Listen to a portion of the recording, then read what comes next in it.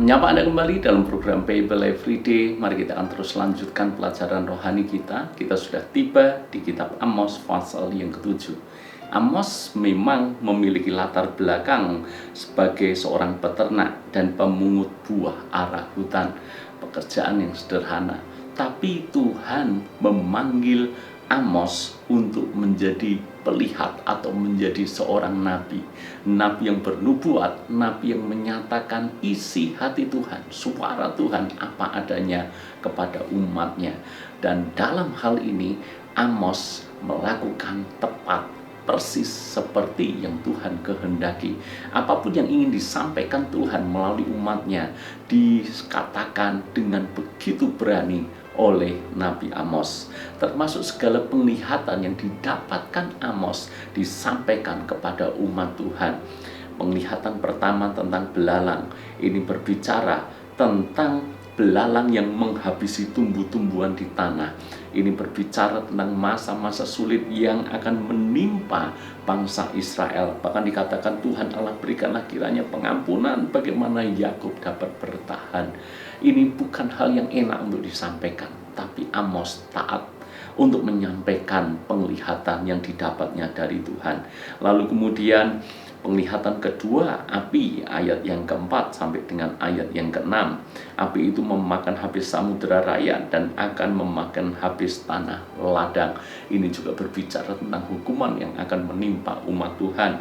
Kemudian penglihatan yang ketiga yaitu tali sipat. Di dalam ayat yang ke-8, sesungguhnya aku akan menaruh tali sipat di tengah-tengah umatku Israel. Aku tidak akan memaafkannya lagi.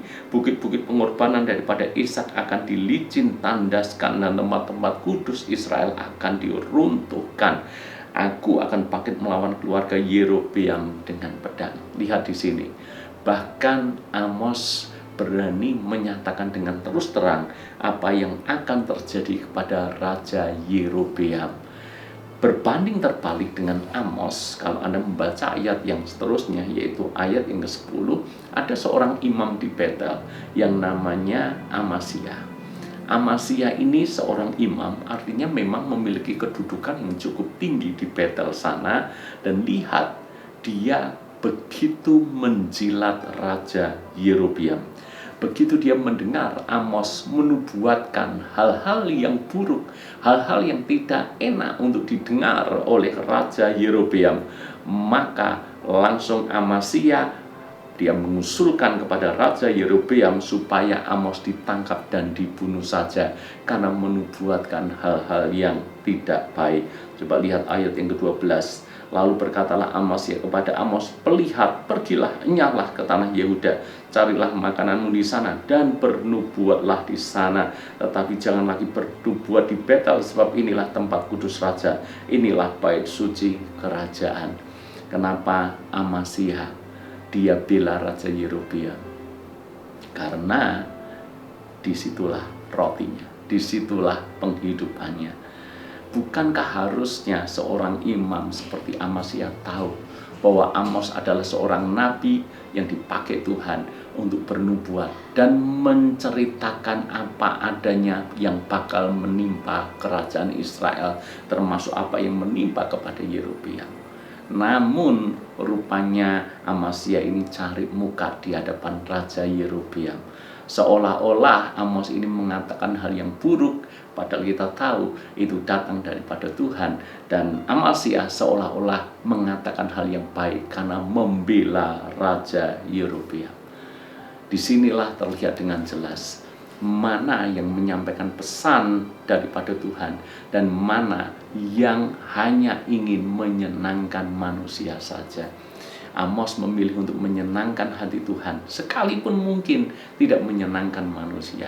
Sebaliknya Amasya memilih untuk menyenangkan hati manusia, menjilatnya supaya dapat keuntungan tertentu. Maka di zaman sekarang pun kita sering menjumpai, maaf kata, ada begitu banyak hamba-hamba Tuhan, ada begitu banyak pendeta, ada begitu banyak pelayan Tuhan. Harusnya kita melayani Tuhan karena kita adalah seorang hamba Tuhan, bukan hamba manusia. Kita hamba Tuhan, berarti kita melayani Tuhan. Tetapi yang paling sering terjadi adalah kita justru mengatakan sesuatu yang hanya sekedar menyenangkan manusia, menyenangkan jemaat yang kita layani.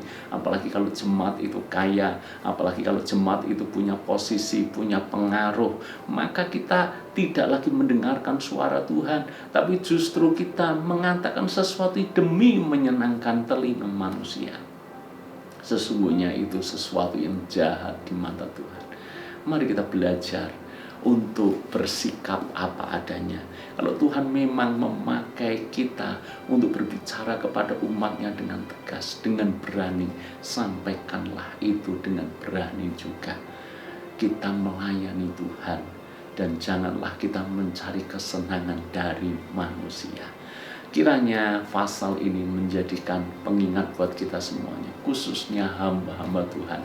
Mari kita kembali untuk peka mendengar suara Tuhan, menyatakan kebenaran apa adanya, bukan cari aman dengan menyenangkan telinga manusia. Tuhan berkati.